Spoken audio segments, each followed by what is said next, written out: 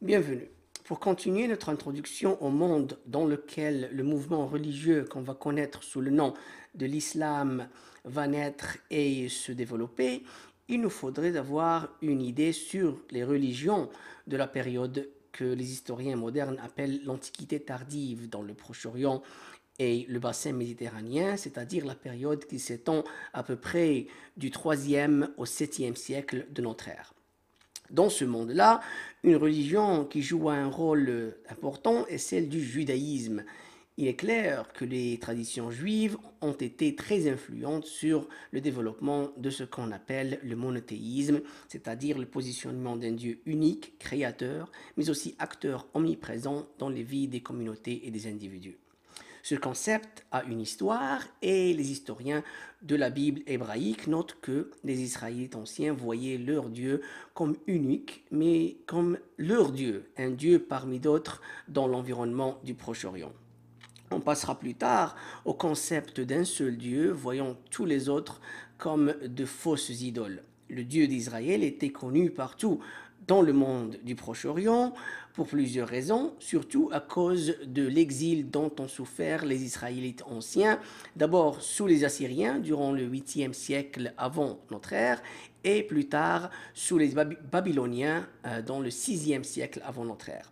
Donc l'exil, mais aussi la migration depuis la Palestine vers les grandes villes de la Syrie et de l'Égypte ont permis au judaïsme d'avoir une influence concernant le concept du monothéisme, mais aussi concernant celui d'une loi divine que les gens doivent suivre. Cependant, il faut être conscient que le judaïsme était en période de formation et que ça va prendre du temps pour que cette religion prenne la forme qui deviendra dominante dans le Moyen Âge, celle que les chercheurs appellent le judaïsme rabbinique, c'est-à-dire la perspective des rabbins des deux Talmuds entre le 3e et le 5e siècle de notre ère.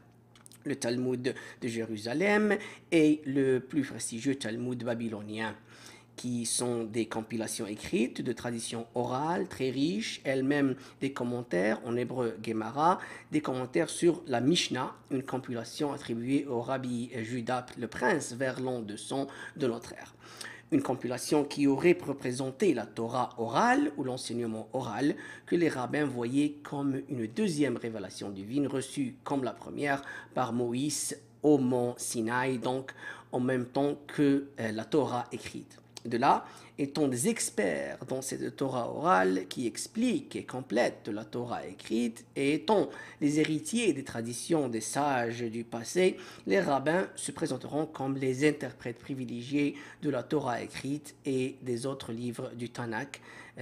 Tanakh étant un acronyme formé des initiales des trois parties de la Bible hébraïque, Torah, Nevi'im et Ketuvim, et qui par ces temps-là rassembler non seulement les 5 livres de la Torah que sont la Genèse, l'Exode, la Lévitique, les Nombres et la Deutéronome, mais aussi les livres des prophètes ultérieurs et d'autres écrits, le tout étant 24 livres. Notons que la perspective des rabbins n'était pas la seule présente dans le judaïsme. Comme dans toutes les religions, des groupes différents se battaient pour que leur perspective devienne dominante. Il y avait par exemple des groupes qui rejetaient l'autorité de la Torah orale. Ce qu'il faut retenir ici, c'est la présence de ce que les sociologues et les anthropologues appellent un capital symbolique. Un capital symbolique très riche qui peut être interprété de plusieurs façons, qui a une puissance culturelle dans ce milieu, qui par conséquent crée une situation de guerre symbolique entre des acteurs sociaux divers. On verra dans le prochain épisode comment le christianisme est lui aussi né de ces batailles autour de ce même capital symbolique religieux. À très bientôt.